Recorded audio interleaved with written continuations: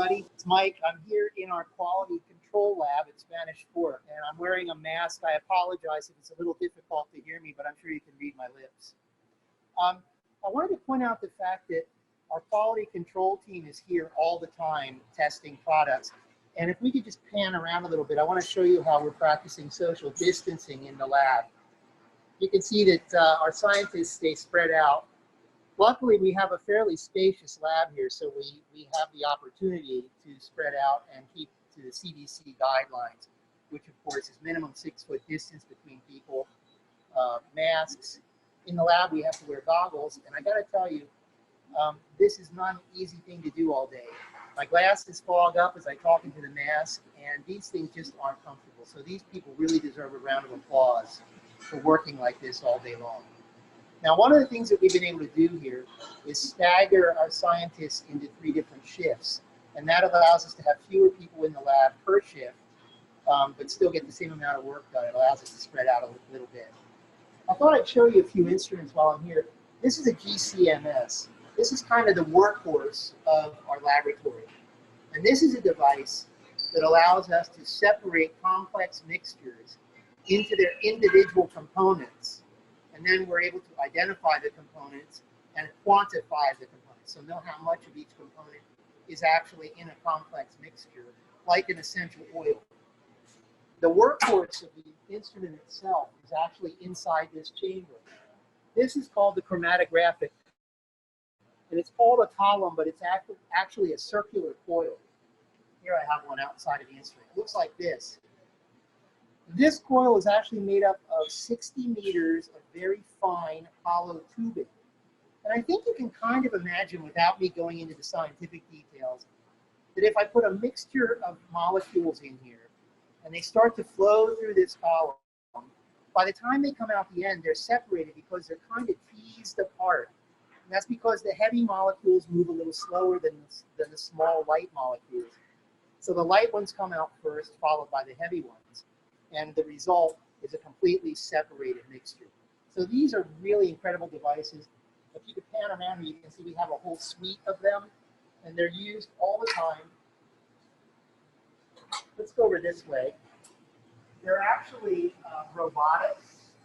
So that what we do is load samples into this carousel, and the machine itself puts them into here where it injects each sample into the machine, so that these things can run 24 hours a day, 7 days a week, and give us results constantly. And what the scientists have to do is just come in and load it up, and then come back later and read the results. Fabulous instruments. Let's go this way.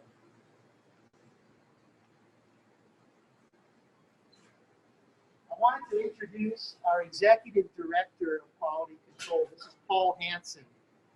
Paul's actually using an instrument here that we call a Carl Fisher titrator. Paul, I'll let you talk about it if you don't mind. Sure. Good morning. Carl Fisher titration is one of the classic chemical methods, and it's designed to measure the water content in a product or a material. And what used to take a chemist 20 to 30 minutes of really detailed attention and difficult work has now been reduced down to about 2 or 3 minutes, done by this auto titrator machine. So it's very efficient. So again, it's all about robotics, and it allows us to just get so much work done. And it does things that even executive directors aren't needed for anymore. So let's go over here.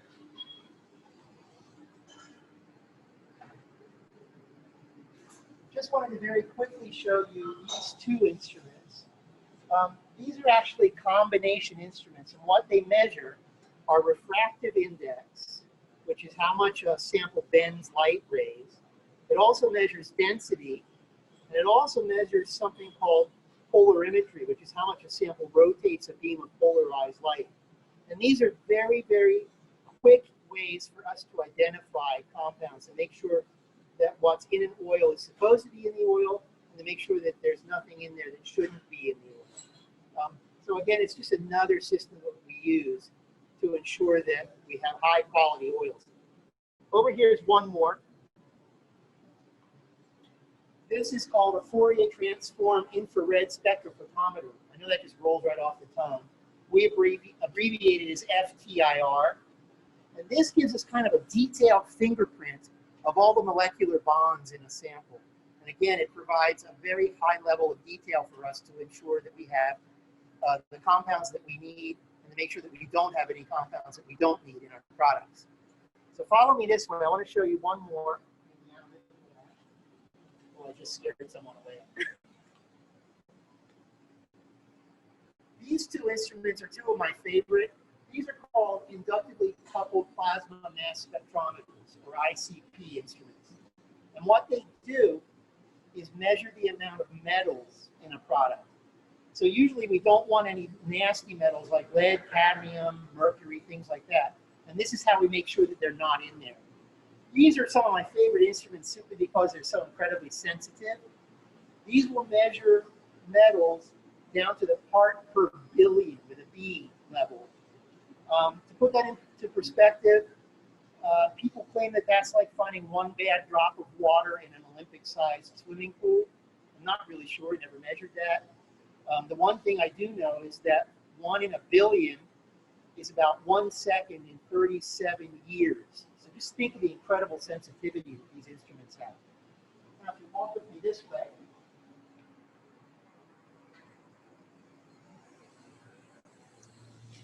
everyone keeping up with me? This is our microbiology suite. And in this laboratory is where we test for bacteria, molds, and yeasts, or the absence, I should say, of bacteria, molds, and yeasts. This is an instrument called a VITEC, and what this instrument does is identify any types of bacteria that we have in a product. So for example, if we have a probiotic, we know that we want certain bacteria in there. We can identify them with the VITEC to make sure that the proper bacteria are in the product.